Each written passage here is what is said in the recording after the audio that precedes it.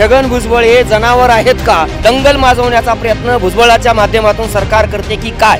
कारण हा महाराष्ट्र काय भुजबळाच्या बापांनी उभा नाही केला, हा महाराष्ट्र आम्ही मराठ्यांनी उभा केलेला आहे। की महाराष्ट्रातला 7-12 काय तुमच्या बापाचा आहे काय? होय, भुजबळ सांगतोय तो आमच्याच बापाचा आहे, आम्ही जाहीररित्या सांगतो आहे। अरे तुम्ही जे उपभोक्ता आरक्षण ते सुद्धा आमच्या मराठा छत्रपतींनाच दिलेलं आहे आणि म्हणून अशा प्रस्थापित मराठ्यांचा आणि आमचा काहीचाही संबंध नाही। की महाराष्ट्रातलं सरकार हे माणसाचं असावं आणि माणसासाठी चालावं। माझं म्हणणं असं आहे, आम्हाला डार्विनचा सिद्धांत असं सांगतो की माणसाला एकेकाळी शेपटी होती, शेपटीचा वापर कमी झाला म्हणून शेपटी गळून पडली। आत्ता पाहिलं तर महाराष्ट्राच्या मंत्रिमंडळामध्ये बी एक मंत्री माझ्या शेपटावरती पाय देऊ नका असं विधान करतो। म्हणजे याचा अर्थ छगन भुजबळ हे जनावर आहेत का असा माझा पहिला सवाल आहे। आणि महाराष्ट्रातलं मंत्रिमंडळ माणसाचं ह्याच्यासाठी असावं की या जनावराची जो उच्छेद करतो ना तो जनावर असतो आणि म्हणून या जनावराची त्वरित हकालपट्टी करावी। आणि अन्यथा महाराष्ट्रातील मराठा समाजाचा असा समज होत आहे की सरकार पुरस्कृत या ठिकाणी दंगल माजवण्याचा प्रयत्न भुजबळाच्या माध्यमातून सरकार करते की काय?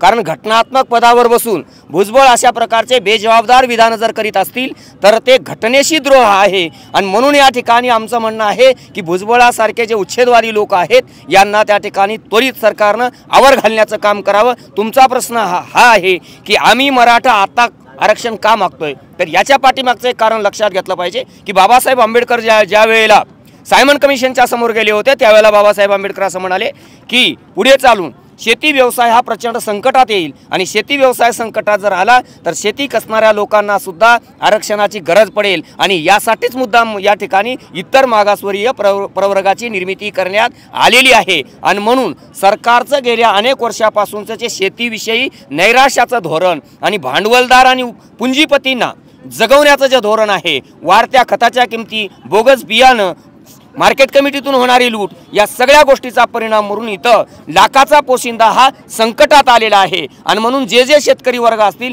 त्यांच्या रिझर्वेशनची सोय या ठिकाणी करण्यासाठी घटनेचं 340 कलम अस्तित्वात आलेला आहे। याचा वापर करून या ठिकाणी आम्हाला त्वरित इतर मागासवर्गीय प्रवर्गातून आम्हाला आरक्षण आमचंच आहे, आम्ही नव्यानं मागत नाही, आमचंच आहे की जे तुमच्या चुकीच्या धोरणामुळे 67 वर्षापासून जवळपास माझा मराठा समाज या आरक्षणातून वंचित आहे, त्याचे गेलेले अधिकार त्या ठिकाणी त्यांना पुन्हा मिळवून द्यावेत अशी आमची एक मराठा समाजाचा उपेक्षित माणूस म्हणून माझी अशी सरकारला आग्रहाची विनंती आहे। आणि सरकारनं जर हा निर्णय नाही घेतला तर मग मराठे काय करू शकतात हे त्या ठिकाणी सरकारलाही दिसल आणि ते आम्ही दाखवून देऊ। पण आमचं म्हणणं असंच आहे की हा महाराष्ट्र सुरक्षित राहावा आणि तो मराठेच सुरक्षित ठेवू शकतात। कारण हा महाराष्ट्र काय भुजबळाच्या बापांनी उभा नाही केला, हा महाराष्ट्र आम्ही मराठ्यांनी उभा केलेला आहे आणि त्याच्यामुळं आम्ही कधीही याचा विध्वंस करू शकत नाही, म्हणून आम्ही शांततेच्या मार्गाने जातो आहे। कदाचित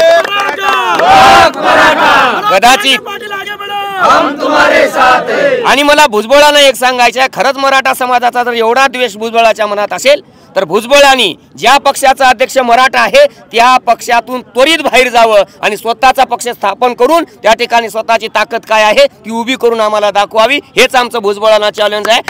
तुम्ही आमच्या हाताखाली गुलामी करूच नका। ते म्हणतात की महाराष्ट्रातला 7-12 काय तुमच्या बापाचा आहे काय? होय, भुजबळ सांगतोय तो आमच्याच बापाचा आहे, आम्ही जाहीररित्या सांगतो आहे। कारण हा महाराष्ट्र फुले शाहू आंबेडकर यांचा आहे, छत्रपती शिवाजी महाराजांचा आहे, यांचाच राहणार। आणि देवेंद्र फडणवीसांनी किती जरी प्रयत्न केला तरी हा महाराष्ट्र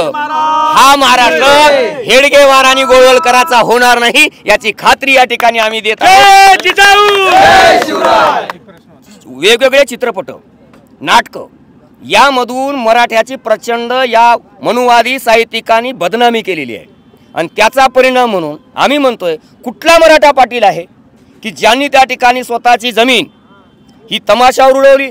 अरे तुम्ही हा पाटील सांगा की ज्या छत्रपती शिवाजी महाराजांच्या आदेशान्वये रांजाच्या कुलकर्णी पाटलाचे पाय तोडणारा हा मराठा समाज। एवढंच नाही, तुम्ही बळीबा पाटलाची नावाची जी कादंबरी आहे ती कादंबरी लोकांच्या समोर सांगा की ज्या कादंबरीमधून 18 पगड जाती आणि 12 बलुतेदार जातीच्या समाजाला, या मराठा समाजानं सोबत घेऊन जायचं काम केलं आणि आम्ही जर त्या ठिकाणी अत्याचार केले असते तर महाराष्ट्र पुरा पडला असता का, हे समजलं पाहिजे. अरे आमची संस्कृती वस्त्र फेडणाऱ्याची नाही, वस्त्र पुरवणाऱ्याची आहे, हे आम्ही अत्यंत जाहीररित्या सांगतोय. आणि जे कोणी विकृत बुद्धीचे असे असतील, जे कोणी मराठा समाजावरती विकृत बुद्धीमधून अशा प्रकारचे आरोप करत असतील, आम्ही त्याला हीन मानसिकतेचे म्हणून समजतो. कारण आम्ही स्त्रीकडं, ती कुठल्याही समाजाची असू दे, स्त्रीकडं स्त्री याच भावनेनं बघणारे आहोत, ती आमची आई याच भावनेनं बघणार आहोत. आणि म्हणून ज्यांनी कोणी सांगितलंय आम्हाला पेशवाईचं पुरतं वस्त्रहरण करायला लावू नका, कारण मराठ्यावरती आरोप करत असतेवेळी पेशव्यांनी पेशव्याच्या काळामध्ये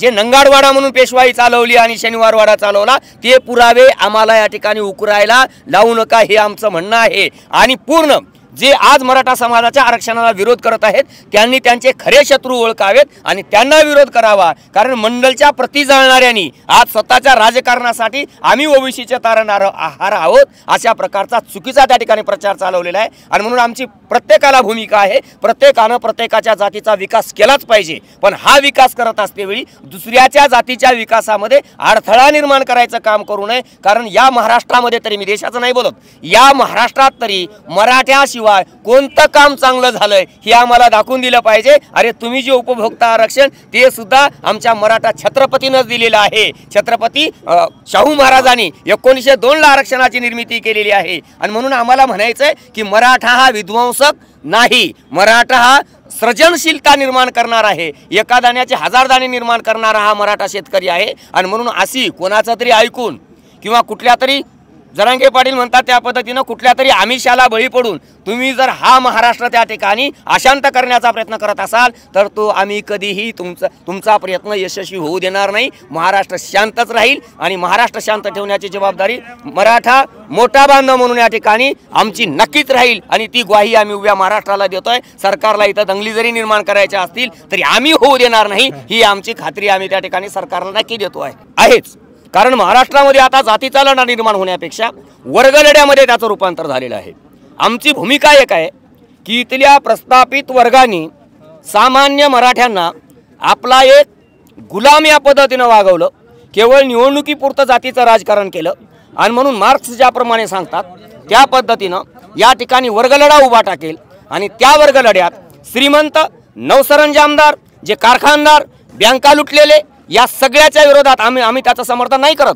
कारण ज्यांनी आमची आर्थिक लूट केलेली आहे त्याच्या विरोधामध्येच हा सामान्य जो मराठा आहे ना, जो की छत्रपतीचा मराठा आहे, जो फुलेंचा मराठा आहे, फुलेच्या संकल्पनेतला, जो बाबासाहेबाच्या संकल्पनेतला मराठा. आणि एक गोष्ट लक्षात घेतली पाहिजे, इथला जो प्रस्थापित वर्ग आहे तो जातीच्या आणि समाजाच्या हिताला लक्ष देण्यापेक्षा वैयक्तिक हित संबंधावरती जास्त लक्ष देतो. आणि म्हणून अशा प्रस्थापित मराठ्यांचा आणि आमचा काडीचाही संबंध नाही. आणि जे प्रस्थापित मराठी आहे, जे सत्य दिसतात, त्यांना आमची विनंती आहे की आम्ही आरक्षण मागतोय 50% आतलं, आणि आमच्यासाठी मागतोय आरक्षण. तुम्ही मांडायची असेल भूमिका तर सामान्य समाजाची मांडा, अन्यथा कुणाचे आरक्षणाला धक्का न लागता आणि 50% वरचं अशी जर भाषा बोलत असाल तर समाज तुम्हाला त्या ठिकाणी तुमची जागा दाखवल्याशिवाय राहणार नाही. हे नवसरंजामदार, मी नेहमी माझ्या पद्धतीनं सांगतोय, हे सगळे नवसरंजामदार आमचे जे आमदार दिसतात ना, हे सगळे वांजोटे जनावर आहेत, ते आमच्या काहीच कामाचे नाहीत. आम्ही डिक्लेअर केलेलं आहे